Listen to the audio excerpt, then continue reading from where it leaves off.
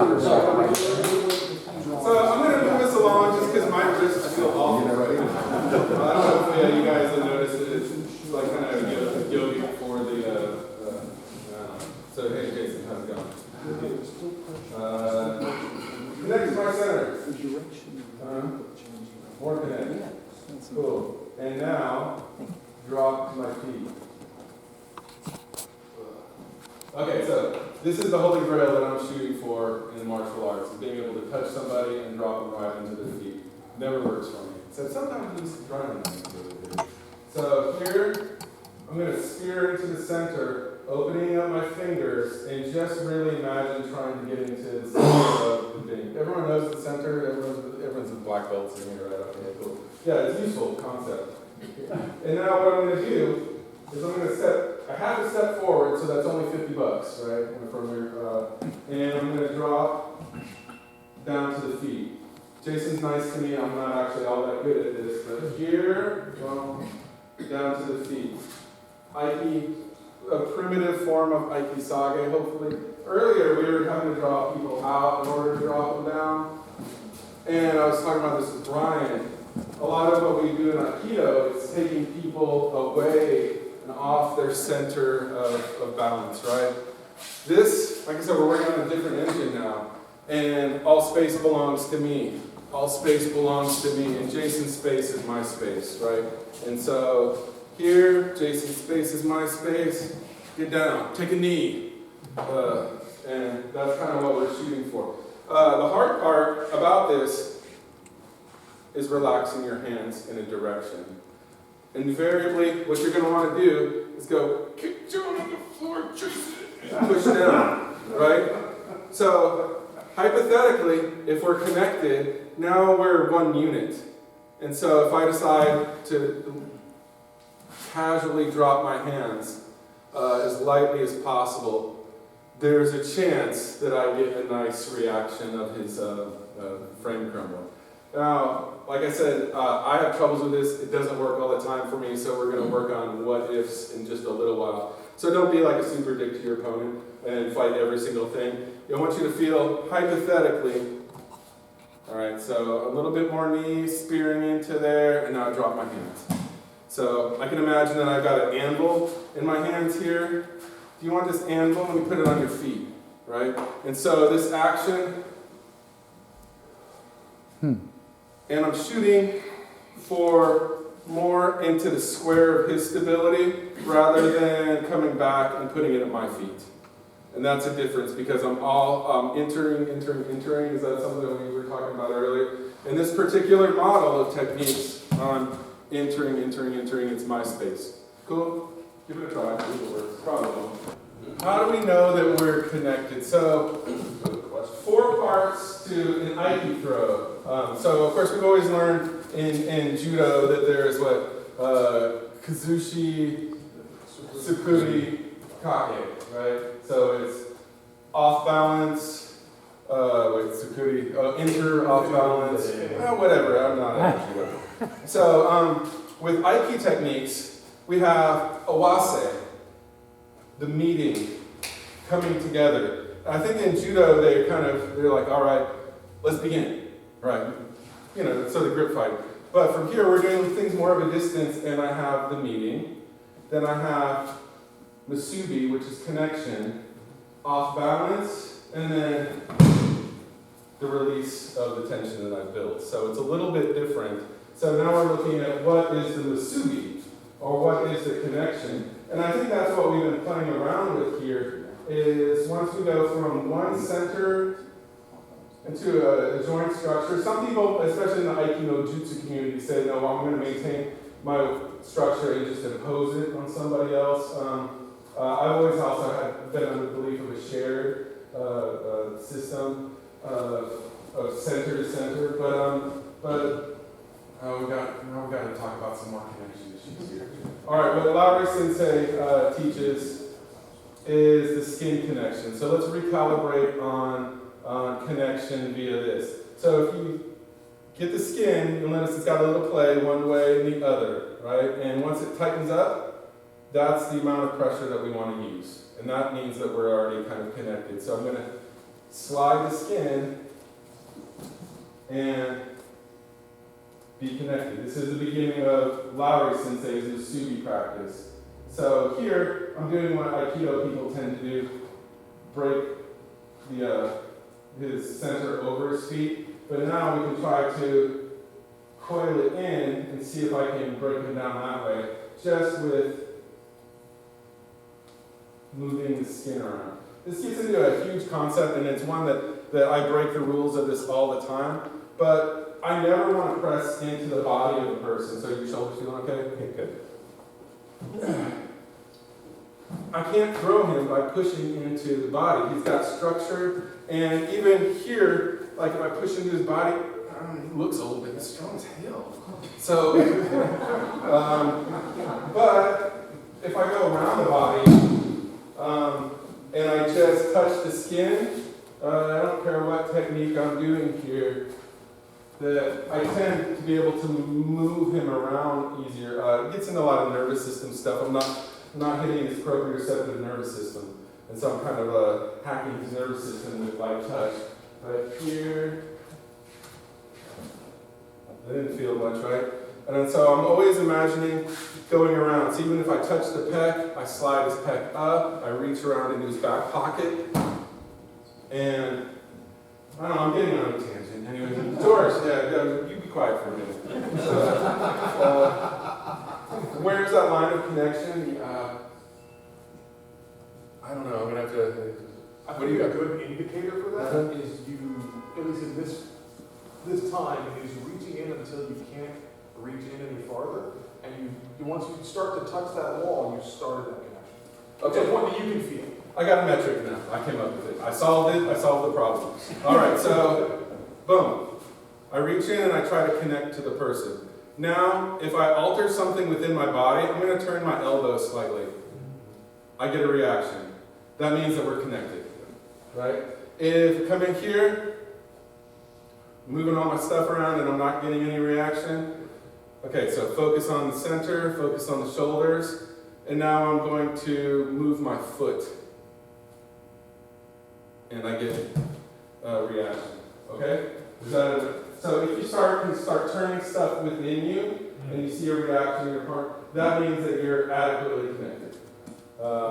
It's easy to be over-connected, I think, and that's something that I'm feeling this weekend. I'm very heavy-handed this weekend. I'm like, so now we're going from like I'm on my own structure affecting his structure to like we're getting into this sort of pushing, judo, Brazilian jiu-jitsu, immediate grappling situation, which you're going to have to learn how to deal with that as well. But since we're doing the stuff that doesn't actually work, we might as well play around with that. Cool. Answer your question? Oh, yes. The only thing I would add is for me, it's almost a half beat behind whatever I think it is. So I'll come in and I go, I have connection, I want to push on it. I go, wait a half beat, and half the time they go before you push. So for me, it's always about a half beat later. And I think Daitori looks that way. Whenever I see, any of the people that we talked about, including the people today, is you go, it worked. Okay, I think, no. So I don't know if that's the same for you. But. All right, now let's get into the meat and potatoes of this. Tony, come on. We got in a good rhythm of this yesterday, and I know this is why I feel pretty beat up right now. All right. So my opponent wisely decides to grab my hands as they do on the street. Right? So I'm going to take my beer cup that we just had, and I'm going to try to scoop his belt buckle and take a drink. Right? So I'm not going to try to drink by firing my biceps. I'm going to take a drink by getting my elbows underneath there. And now I've created an upwards motion. We're coming underneath. And now I decide I need to offer his belt buckle something, right, as I come forward. So I'm going to come up underneath and down. So here. And I think that is so cool. Not that I can do the dentist. But someday, I'm gunning for you. So here. What do you feel? What do you think? Is it convincing? Oh, yeah. Yeah, it's convincing. So, I think you can do that to me. We'll try to, I need some practice first. I got cameras. I can Cool. I'll do it for you. All right, cool. Stump thrower. So, get my cup. I'm going to come in. I can take a little shuffle step in, scoop up, pour it out, and all the way to the feet. The more you can relax while doing this, the stronger it's going to be. The way I was doing it for about 20 minutes when we were working on yesterday was relax, get your head in the clouds, as much as you can. Let's get that on tape, right? All right. Cool. That's the beginning of it. We'll see if that works for you. Really go up the person, down the person. One of the things too is remember the target is the center line. So I'm not going here, like in between us. I need to get in the center line, scoop, and be able to throw. This I think is the coolest throw there is. And now you know it, so go ahead and do it. See what problems you find.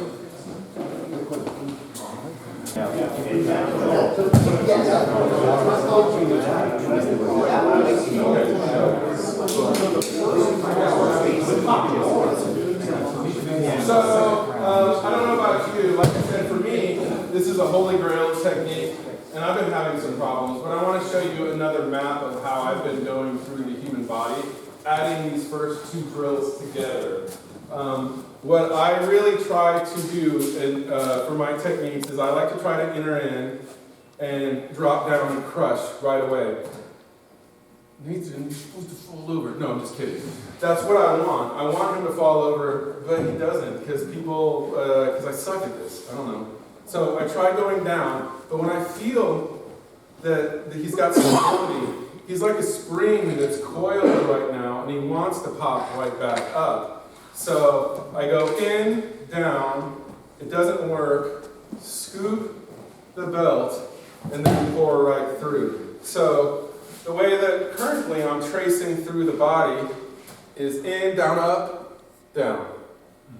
In, down, up, down. And so I'm creating a wave through him. When I do hit this, it hits like a dump truck. When I don't hit it, which is like 90% of the time, it feels like I'm just going.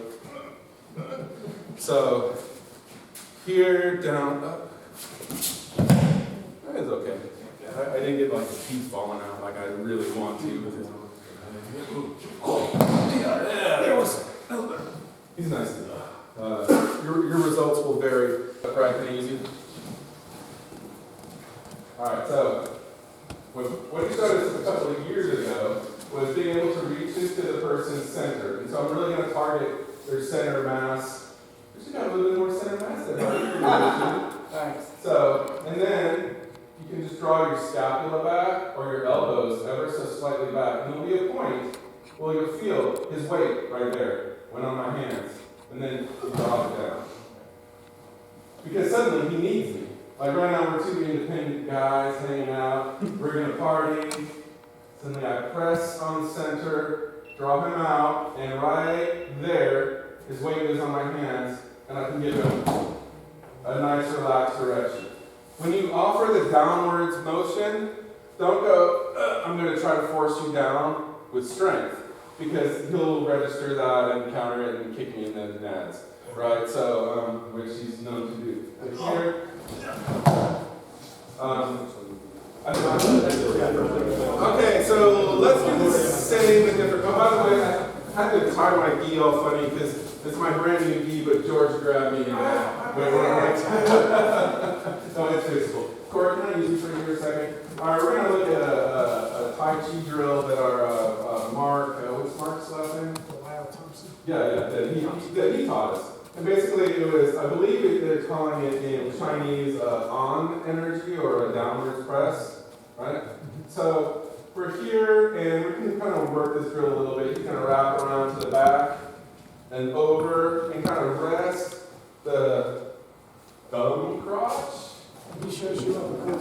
Yeah, thumb crotch right here on top. And then I can come and do that here. We have a connection now.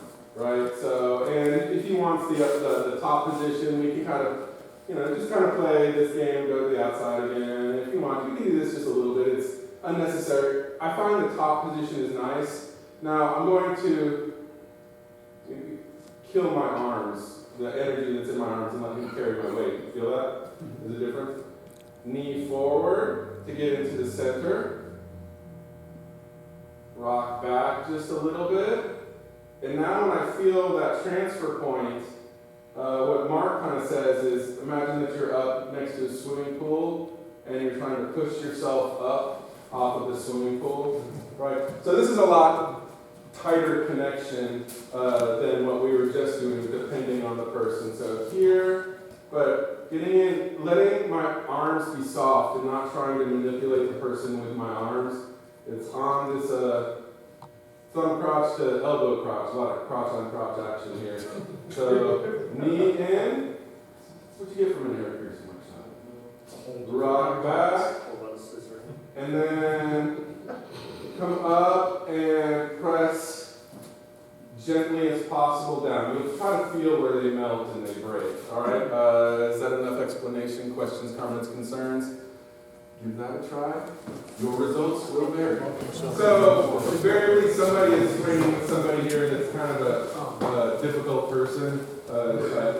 Jason, you were just working out with Brendan, so yeah. All right, so let me give you one little tip to correct the mistakes, because martial arts never works, right? I mean, the way that you want to do it. So, I'm here hanging out. I get my buddy, my weight on my arms.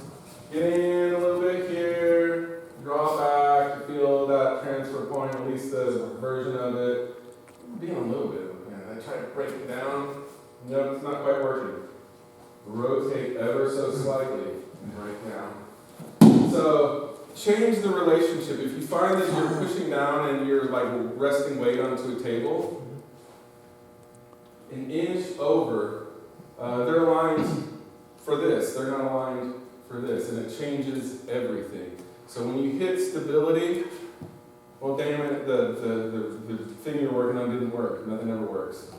Push down, work with your mistakes, and then try again. Cool. So you can take this in levels, and something that I developed, I got from Brendan that Mr. Spriggs likes a lot is this feeling of down, and sometimes hypothetically, I'd like to touch people and have them blow through the floor and through time and space, but that never works that way. So a lot of times it's like lock picking for me. I have to feel where the person wants to move, and they're counteracting me with stability and standing and whatever else. And you have to kind of feel where they want to melt. So turn, drop, cool. And you can turn two ways too. It's awesome. All right, give it a try, please. So Corey, you're a fifth dan under Model Sensei, right? Fourth, and it's been a little while, but so like Model Sensei, scoop the head, and then he'll crush his body forward in order to get the kazushi, right? And you're better at it this time. Yeah, it's been years. Mm-hmm. But one thing Model does is here, bend that front leg. So see if I bend the knee, he's pretty much just on the knee bend. So I think this is a over-exaggerated but very practical version of what we're accomplishing with Sage. When Nathan was talking about earlier, imagining a ball coming up, over, and down.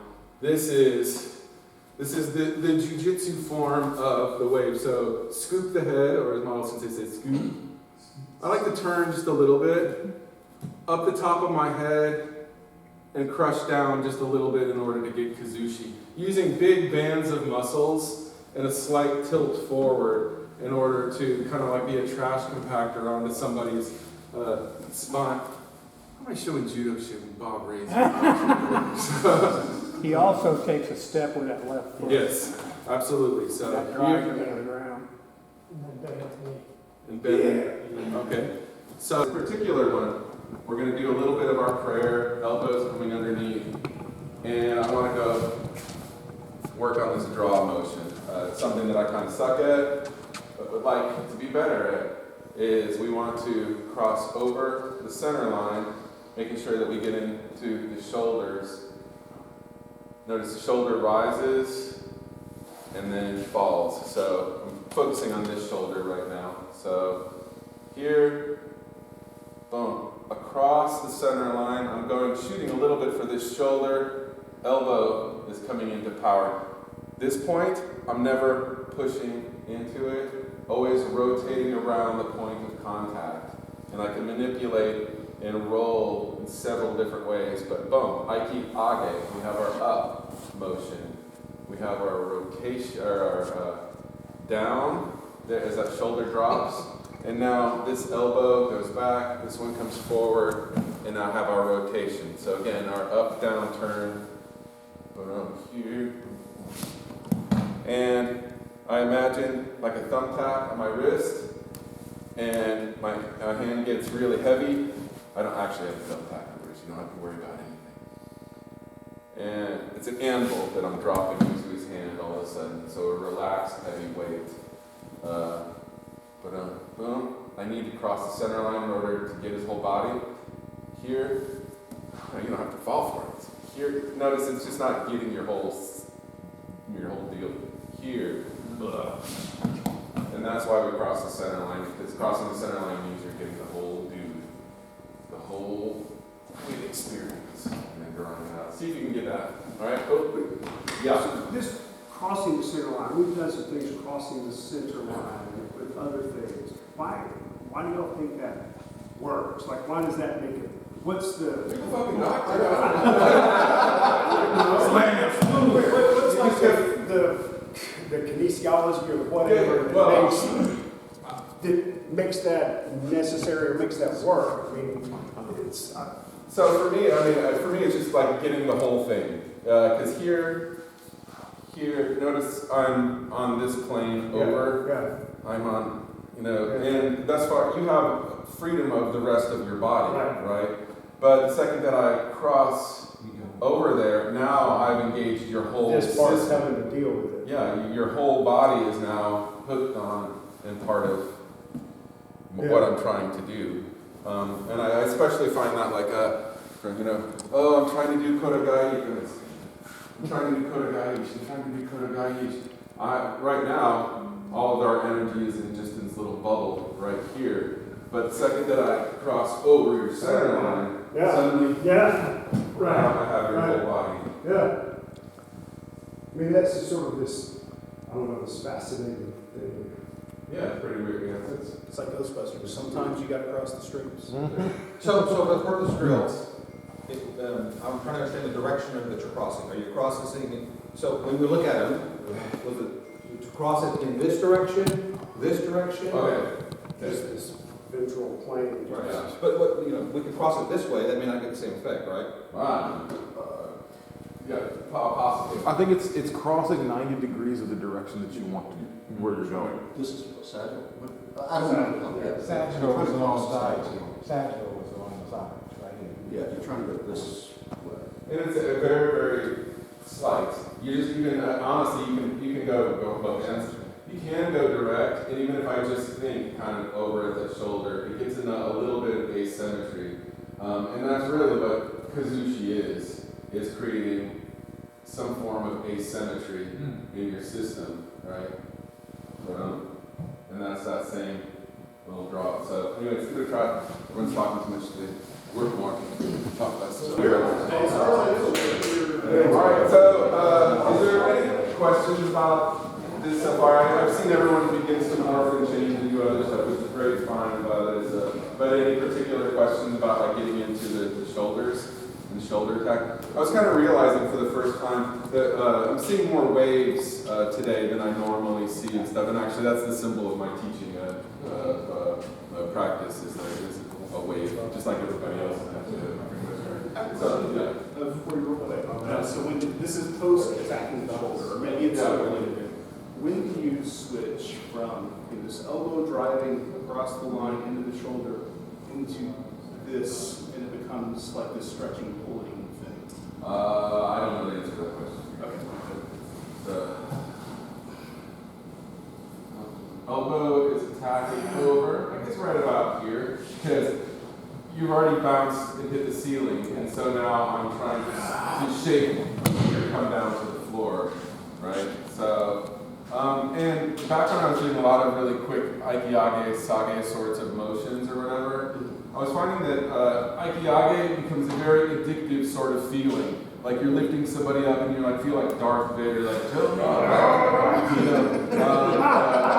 Where are the plans for the rebel base? Or something like that. Actually, one of the exercises I do for this is here, like that. And I think I did this to you in Tennessee. Same jokes, whatever. But it's addictive. The power is like, but then again, if you get into this, I find that like shifting around is like, oh, they don't fall now because you've overcommitted. And while they're hanging out here, their body is already beginning to reorganize and looking for some new form of stability. And so, really, when it comes to Aiki, it's up and down, like bouncing the person off the ceiling. At least I find to more effective in order to get throws to happen. A lot of people are very good at just popping people up and walking them around the room and stuff. But I find that when it comes to transition to throw time, it gets a little more challenging. So I would say as soon as possible. The thing I guess I used to teach too is just like, all right, second, like if you dip your fingers in super bouncy balls, those little bouncy, you dip your fingers in that, and imagine the second that you hit the ceiling, you're bouncing it right back into a semi or a kind of a whipping attack in the direction that you want it to go to. So,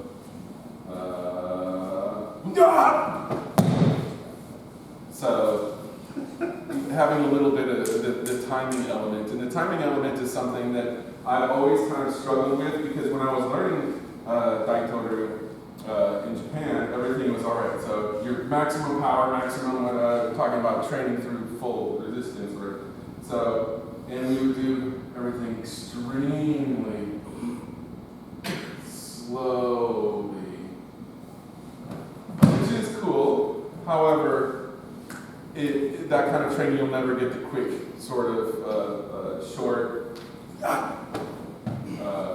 and you have to do different mental work, I think, in order to use time as your weapon. Because essentially, getting into some deep stuff or whatever, that's what we're using as our weapons. We're using gravity, space, and time as our weapons. We're going to make a space movie. Yeah, of course. I'm into magic, so I'm always trying to think about it. It's like, I am a wizard. Guys, I'm a wizard. I use time as my weapon. I am a dork.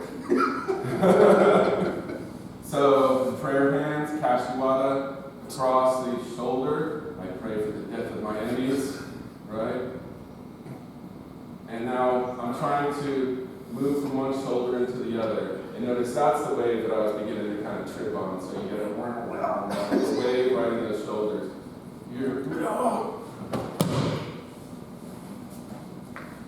Yeah? Wait, any questions, comments, concerns? Yeah? All right. I'm using this as like a free-floating point. This felt wicked. Yeah, a lot of times, I kind of keep my middle fingers together and get this oscillation. As I recall, there's been a couple of Daitoru teachers that are really good at this sort of stuff. Oh, this particular shape is one that Popkin and Ragna teach as far as, and that's cool. That's probably influences a bit. But find over the shoulder and then using my wrists in order to kind of guide the energy around. Ball. Yeah. Oh yeah. Ball hat. I'm allergic. Unless it comes So over the shoulder, and this is kind of another little interesting part of this segment, is that the wrist actually breaks his ability to put energy into me. So right now, he's pushing, and I can alter the shape. So my fingertips continue to go towards his shoulder girdle, which is what I'm constantly attacking, right? But by bending the wrist slightly and attacking out in this direction, gives me a new line of direction, a new line of force. I can continue to go into the throat, but I also break his ability to put energy into the effect. So, things to pontificate upon. We just got about 10 minutes if you want to mess around with that. All right, we'll do some a little bit cool down drill. So I forgot what some Aikido school I went to. They said that in the Ueshiba schools they always start with Ikkyo and you end up with Kokyu Waza or Suwariya. So anyways, so clunk. He's down. I cannot lift this big bear man off of me. What I can do is I can pray, right? So here I bring my hands together, and now I have like a snow cloud to go into him, and a big, I'm into his shoulders now. Boom, one hand up, one hand down. I can go either way, but I'm here, elbow back, elbow forward. And I really like this particular exercise because it teaches, a principle of into the person. We're always going to offer them a circle. And then I'm going to lead the off balance with an elbow back. I'm going to lead it off balance with an elbow forward. So one of Popkin Sensei's principles is your elbows create the line of off balance, right? So here, can't lift, but I can bring my hands together in, creating age, hand up, hand down. Palm that's up, the elbow just slides back and it gives them a little hole to fall into. This elbow is going to go in a circle around his ear. All right?